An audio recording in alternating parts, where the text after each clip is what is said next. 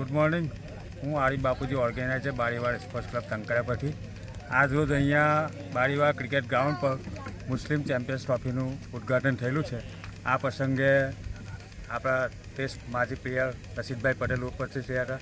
સાથે સાથે અમારા આમંત્રણ આપીને ઘણા બધા મહેમાનો ઉપસ્થિત રહ્યા હતા। એ બદલ હું બધાનો આભાર માનું છું। આ ચેમ્પિયન્સ ટ્રોફી જે ચાલુ કરવાનો હેતુ એટલો જ છે કે આપણા મુસ્લિમ સમાજમાં એકતા રહે, ભાઈચારો રહે, એકબીજા મળે। અને તમે જાણો છો કે ક્રિકેટ તો એક જેન્ટલમેન ગેમ છે। એ ઉદ્દેશથી અમે આ ટુર્નામેન્ટ ચાલુ કરેલું છે। આજે ઇન્શાલ્લાહ બહુ સારી રીતે ઉદ્ઘાટન છું।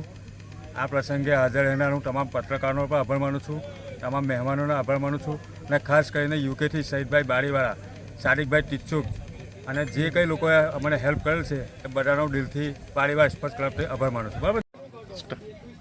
આજ રોજ 14 ડિસેમ્બર 2025ના રોજ ટંકારાના બારીવાડ સ્પોર્ટ્સ ક્લબે મુસ્લિમ ચેમ્પિયન ટ્રોફીનું ઉદ્ઘાટન દિનનો પ્રોગ્રામ, જેમાં આજે પ્રથમ મેચ એ વાગડા અને ભરૂચ વચ્ચે અલ શમ્સ વાગડા અને ભરૂચ વચ્ચે ભજ્જુવાલા ઇલેવન વચ્ચે રમાઈ રહેલી છે। અને ઉદ્ઘાટન વિધિના આ કાર્યક્રમમાં ભૂતપૂર્વ રાષ્ટ્રીય ક્રિકેટર ભરૂચ જિલ્લાના એવા રશીદભાઈ પટેલ તથા ભરૂચ જિલ્લાના તમામ રણજી ટ્રોફી પ્લેયર